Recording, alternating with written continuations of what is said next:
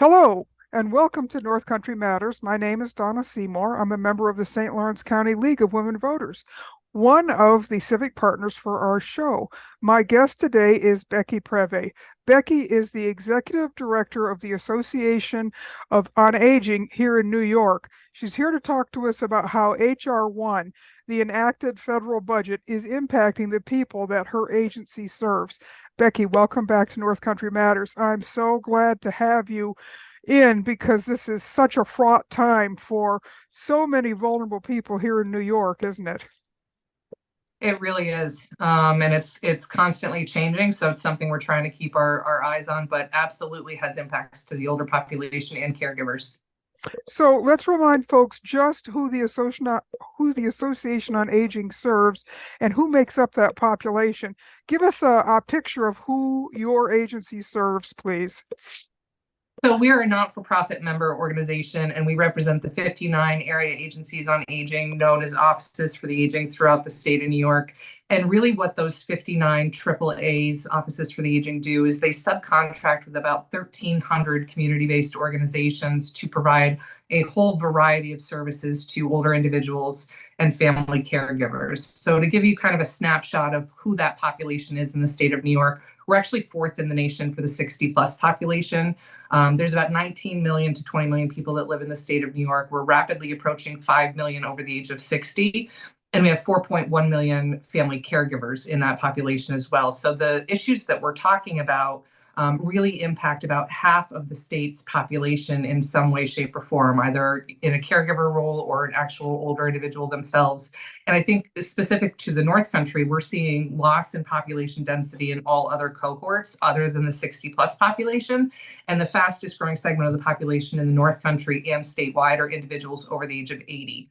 So this is something that we knew was coming as far as our population base is concerned.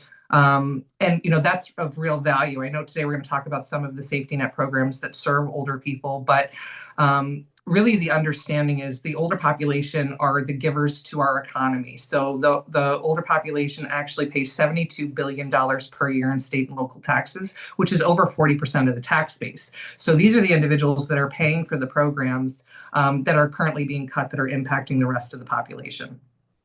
That's a very sobering statistic. Thank you.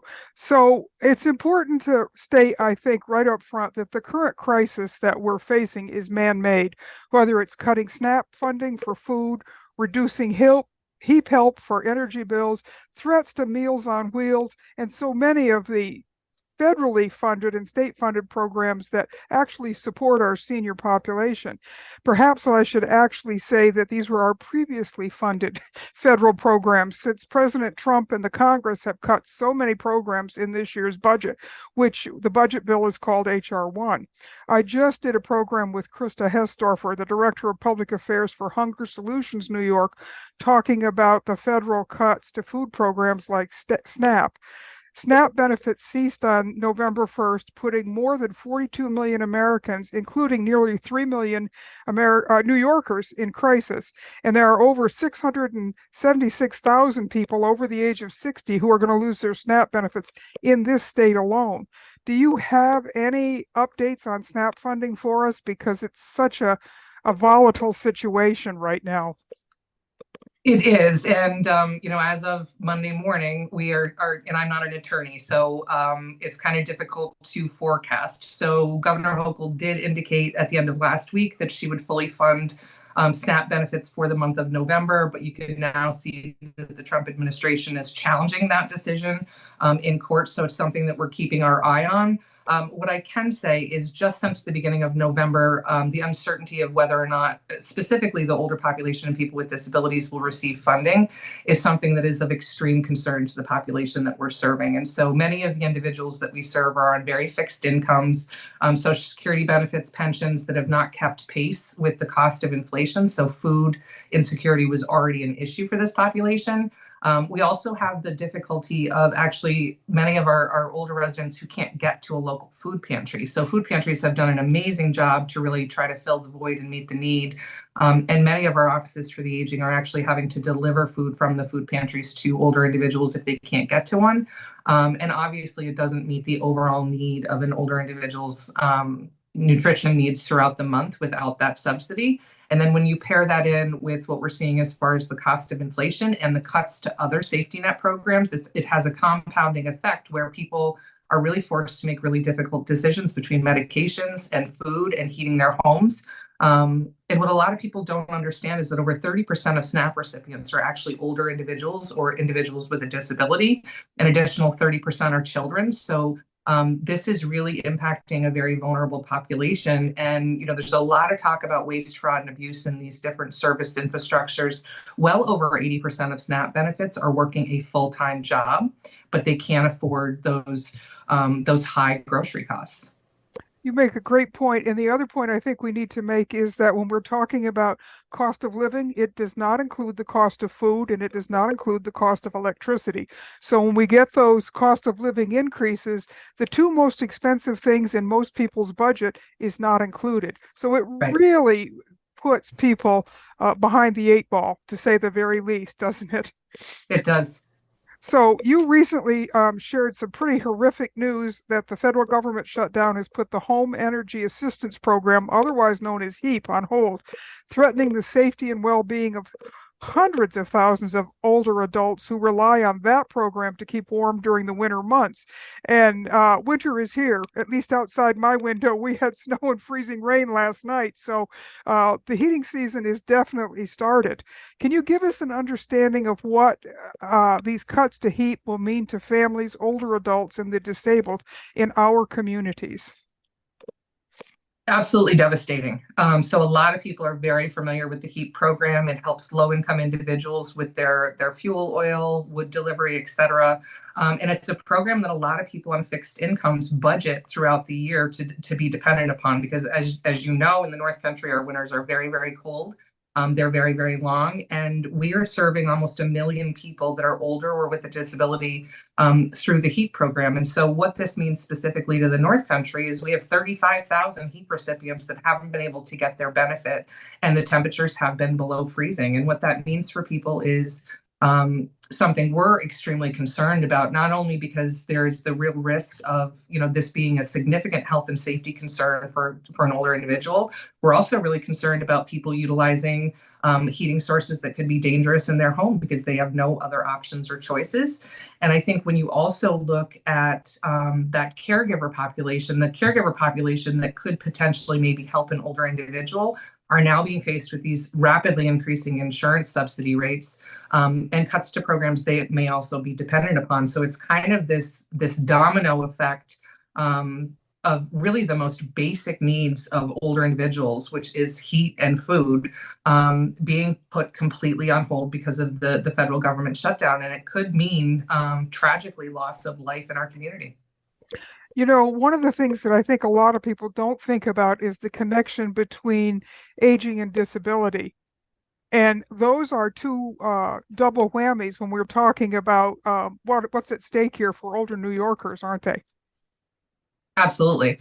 And again, I think when you think of the most vulnerable members of our population, it is exactly the population that we're trying to serve through our network, which are older individuals that have some functional limitations. Our typical customer is living on about $1,700 per month, which obviously does not cover those living expenses for these individuals.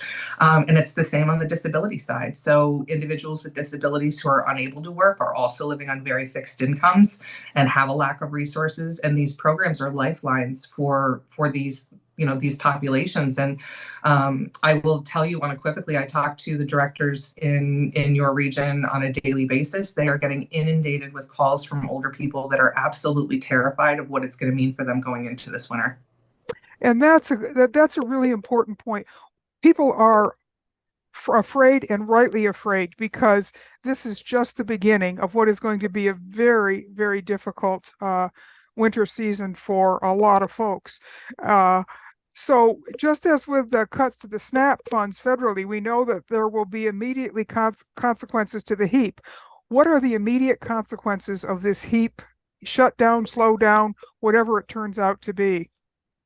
So what we're already seeing, because we have not seen the benefit be paid, is we're seeing people that are cold. Thankfully we haven't had sustained below freezing temperatures, but it has been cold. People are going without heat currently. We're also going to see a backlog because the HEAP applications themselves are not being processed. So hopefully if HEAP opens soon, we're going to be inundated with trying to get those applications processed. And benefits are going to take some time to catch up with those needs.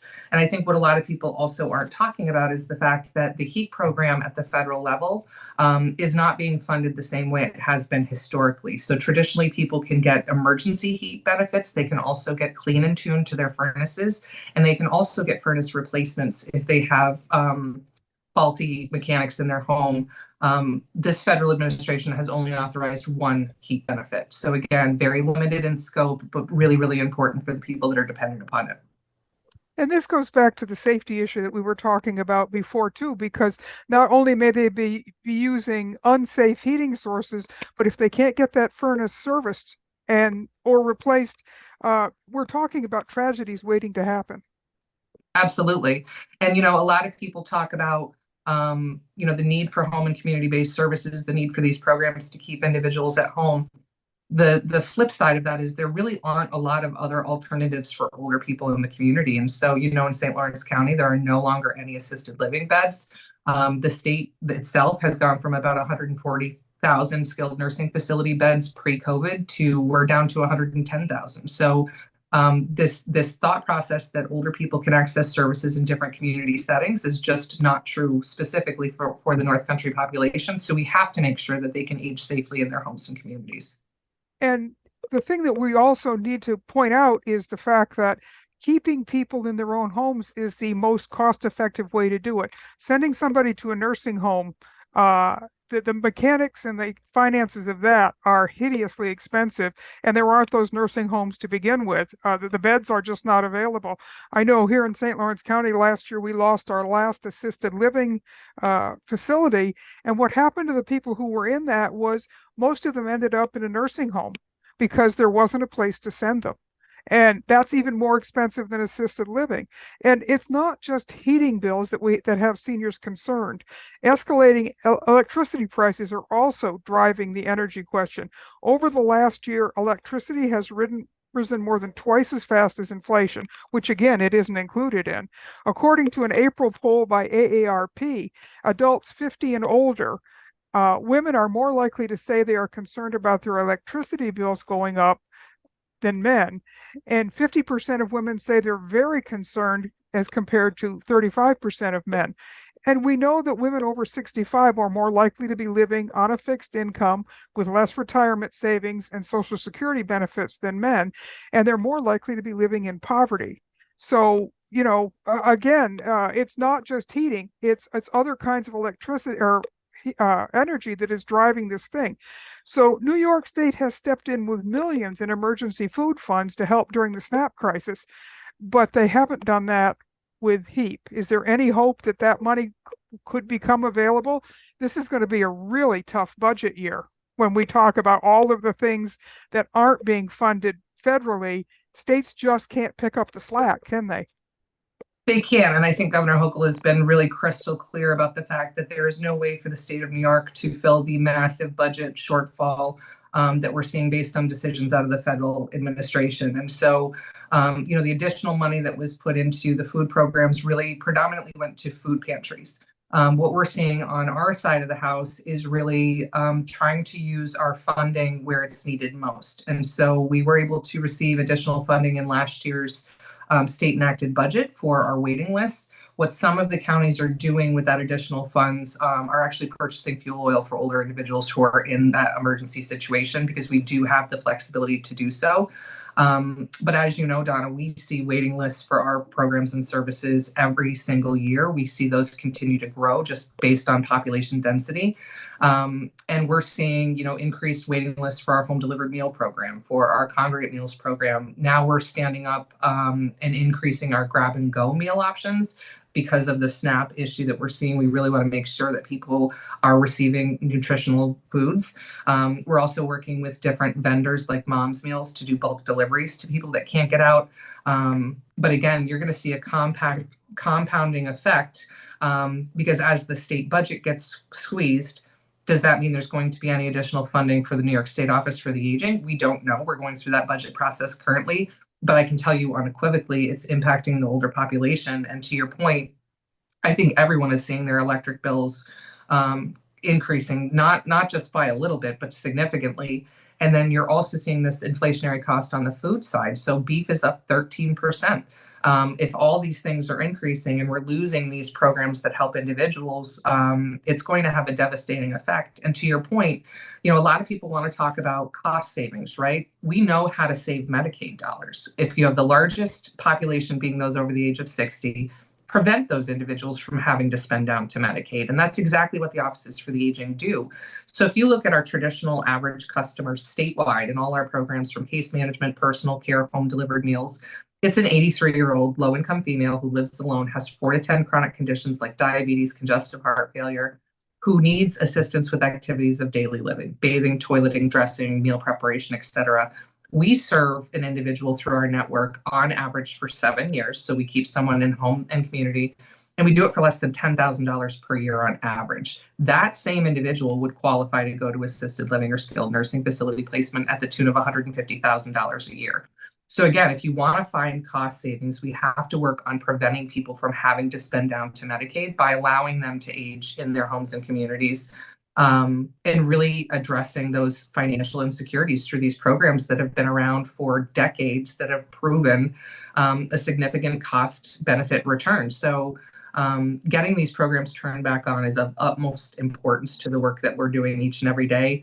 I feel like we're almost back in the COVID-19 crisis of trying to make sure people have their basic human needs met. And it's something we're watching on a daily basis to see if we'll see some type of funding for these programs reinstated before we do get to really the loss of human life. And that's going to happen all too quickly if we don't get some of these programs under control. The other day I was talking about this issue with someone, and the comment was made, it feels like we're turning the clock back to before the New Deal. And that was not a good time for seniors, to say the least, at all.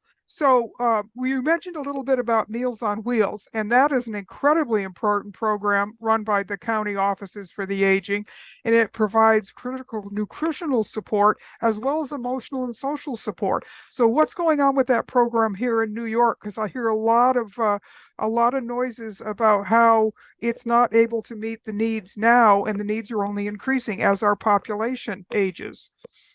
Yeah, I mean, we're seeing, again, our network has to purchase food, which has significantly increased due to inflationary costs.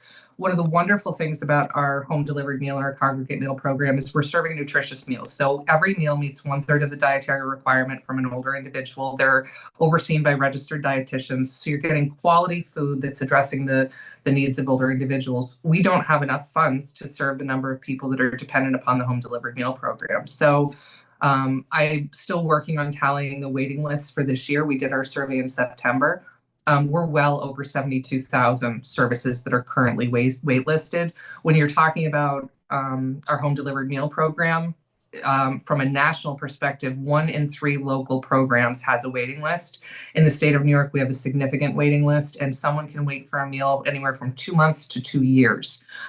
In some other areas of the state, because of that funding issue and trying to make sure that we're serving as many people as possible, we've reduced from 5-day a week meal delivery down to maybe 2, leaving freezer meals, et cetera. But that also goes against the basis of the program, which is a health and safety program. So I will tell you, Donna, every day in the state of New York, a home delivered meal driver finds someone who has had a fall or had a medical emergency that received treatment solely due to the fact that they had a home delivered meal driver that actually got eyes on the individual. So it's really, really important that we fund these programs at a level that really meets the highest needs of the population. And I think when you look at social isolation and loneliness, which is also a pandemic, for a lot of our customers, the only interaction they have with the outside world could be a home delivered meal driver or their case manager through their office for the aging.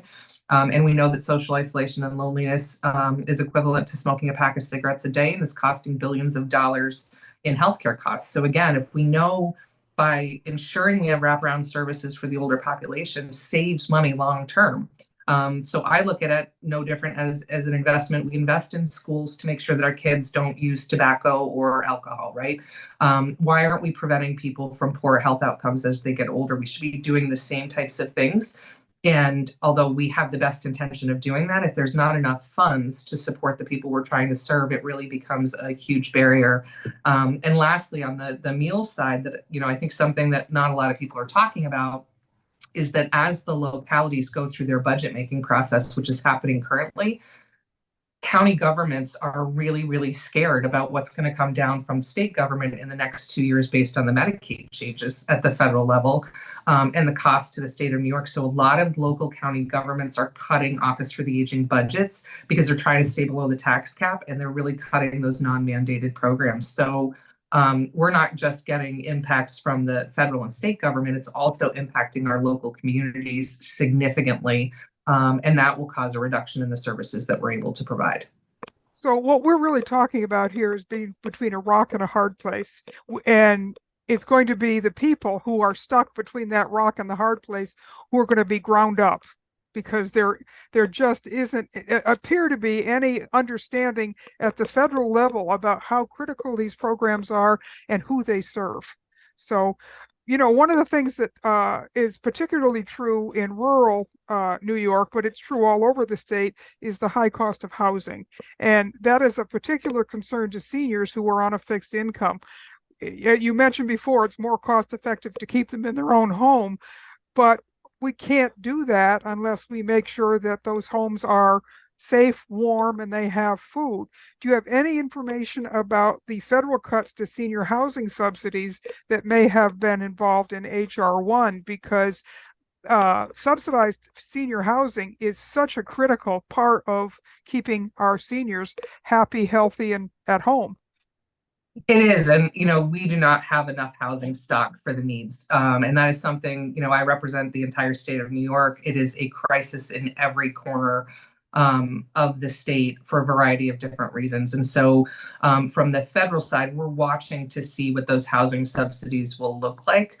I can tell you if there's any decrease to those programs or cessation of funding, it is going to be extremely detrimental to the older population because, again, to your point, Donna, people that are of working age, although it could be difficult, you can go out and get a second job, or you can, make some difficult decisions with your budgeting.